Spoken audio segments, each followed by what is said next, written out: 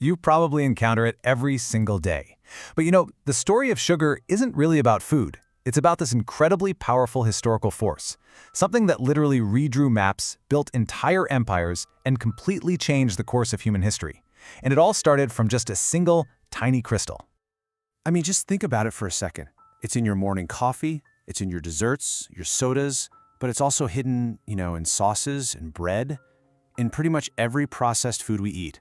Its presence in our lives today is so constant, so normal, we barely even notice it's there. It's just become the taste of modern life. But here's the thing. If we only see sugar as a simple ingredient, just something that makes things sweet, well, we're missing the real story.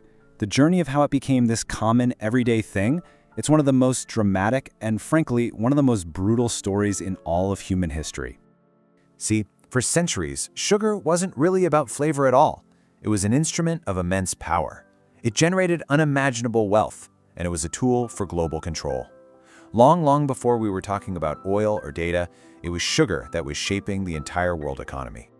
This quote, it really captures the heart of the story we're about to explore.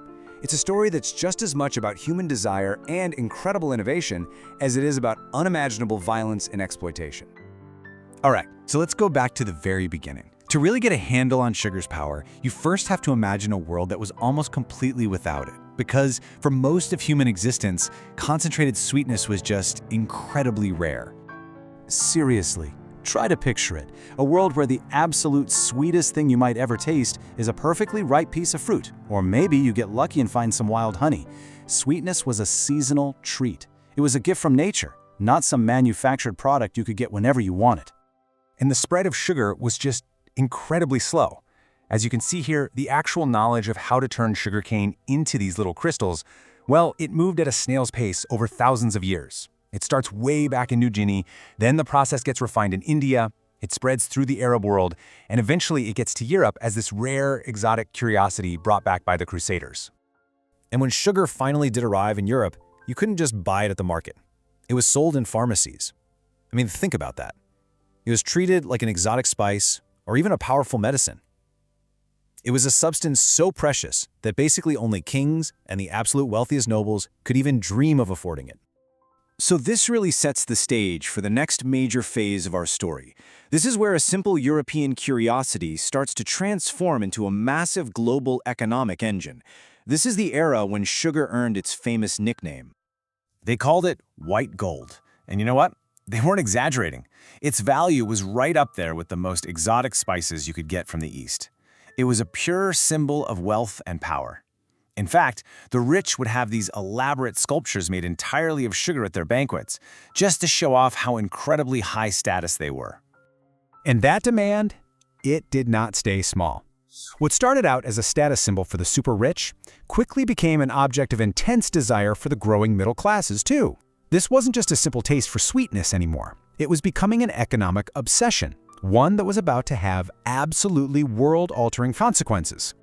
And this brings us to what is, without a doubt, the darkest chapter in the history of sugar. Because that insatiable European demand for sweetness, it came at an almost unimaginable human cost. Here was the fundamental problem that drove everything that happened next.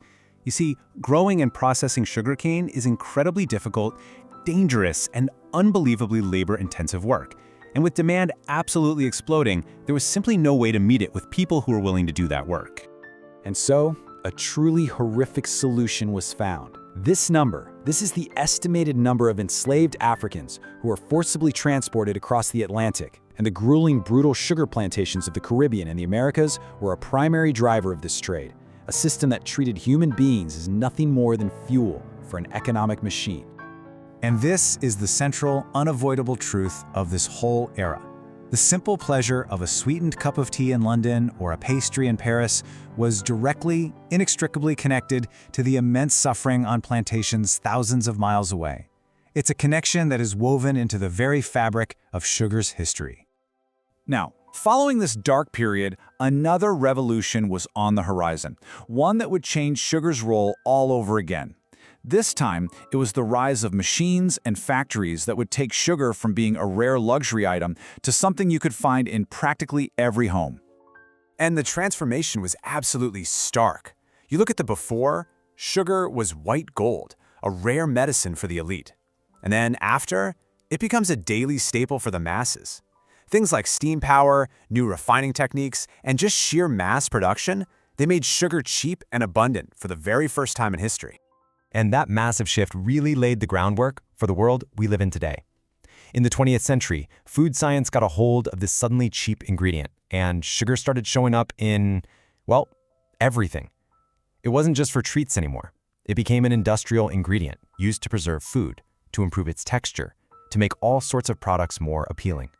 Sweetness was no longer something you found. It was something you engineered. So, after this long dramatic history, where does that leave us? Well, it leaves us with a legacy that is just as complex and frankly as contradictory as humanity itself.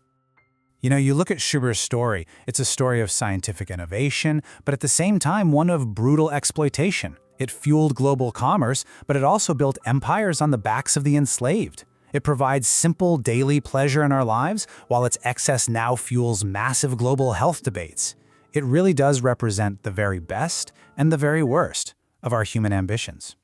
So after all of this, what is sugar? Is it a hero, something that brought pleasure to the masses, or is it a villain that caused so much suffering? The truth is, it's neither. It's more like a mirror. It has always reflected back the desires, the ingenuity, and also the darkness of whatever society was consuming it. And I think that's the ultimate takeaway here. The next time you stir a spoonful of sugar into your coffee, just take a second and remember that it's not just a simple crystal. It is a tangible piece of history. It carries with it a story of empires, of global trade, of immense struggle, and the profound, world-changing power of a simple taste.